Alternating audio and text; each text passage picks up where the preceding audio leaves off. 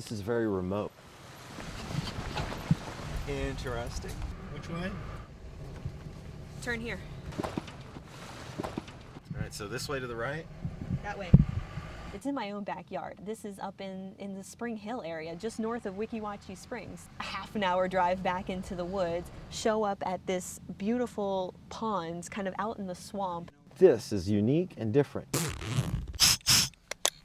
Too many times, you know, when cave diving or diving in general is put on the television, on news, or as a documentary, we're looking at the extremes. We're looking at the extreme pushes of 20,000 feet into a cave, or we're looking at a fatality. And in general, cave diving is not that. It lives very close to the middle. This is my first time at Eagle's Nest. There's an awful lot of mystique about it. We're already wearing a ton of equipment, but on top of that, now we've got this lovely 40-pound camera that we're going to be taking with us to document, to be able to show everyone, you know, what we're seeing in this cave.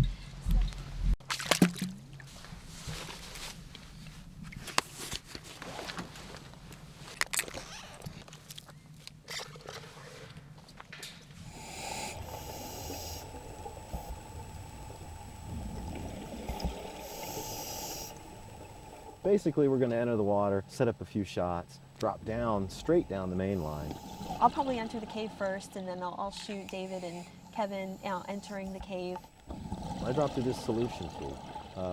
The first thing that I feel is a sense of awe and amazement. You drop down through this solution tube that's maybe 6 foot wide, and it starts in 30 feet, and you end up in 70 feet. You drop down this solution tube, and at the bottom of it, it opens up, and there's nothing but blackness.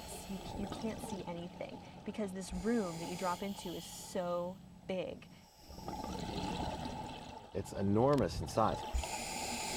They call it the Ballroom because it's such a big room, and you can't see from wall to wall. It's maybe about 400 feet wide, and this cave can reach depths of, 240 to 300 feet deep in some areas. When we get to the bottom, it's about 120 feet. We're going to drop off some tanks there, and those are going to be our deco bottles to come on up. Once we get off of that, then we'll go explore. Overhead environment means you don't have direct access to the surface. Caves are overhead environments. On scuba, we can only have so much time breathing on these tanks. So, we go into a cave, and that's where a lot of accidents occur. People don't have enough time, to exit the cave. So in our training, we learn to use like a third of our air supply to go in, a third for our way out, and then a third for an emergency. So there's a lot of training that goes in to diving in overhead environments because you don't have that direct access to the surface. There's a lot of people that have done this dive and not come home. Down there's a warning sign or a stop sign, warning divers that aren't trained for this type of diving, cave trained or trimix trained, to not go any further, to help save lives. A lot of divers have died trying to do these types of dives, and the thing is, at these depths, small mistakes can cost lives. So the sign is there just as a warning to help prevent any future accidents. We'll probably spend about 20 minutes at that depth, turn around and come back up. That's going to give us we're going to end up with a runtime of about 2 hours. We'll be in the water for about 2 hours. I look at nature. I just look at the most raw, harsh piece of nature, and I find all the beauty in it. From the formations, to the way it's eroded out, to the way it stacks itself on the bottom. Everything about it is beautiful, including the creatures that find their way to live, they've evolved in that really harsh environment. I am breathing trimix. It's a mixture of helium, oxygen, and nitrogen. The reasons for the air choice: A, the oxygen's to sustain life. The helium gets you away from narcosis, helps you manage the narcosis. That allows us to go deeper and have a clearer head so that we can react if there are problems.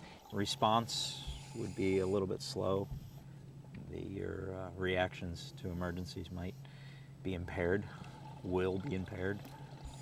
It's kind of a drunk, euphoric feeling that probably wouldn't be good at these depths.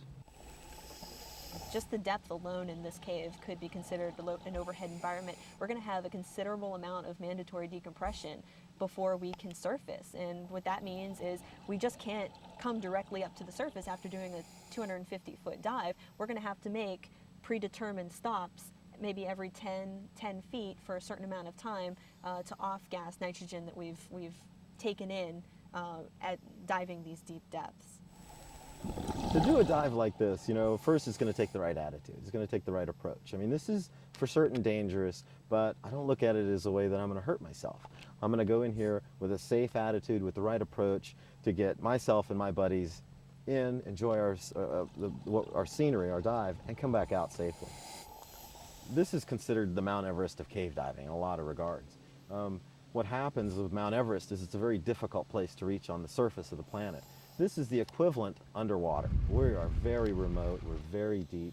This is a very hazardous environment, just like Mount Everest. I'm excited.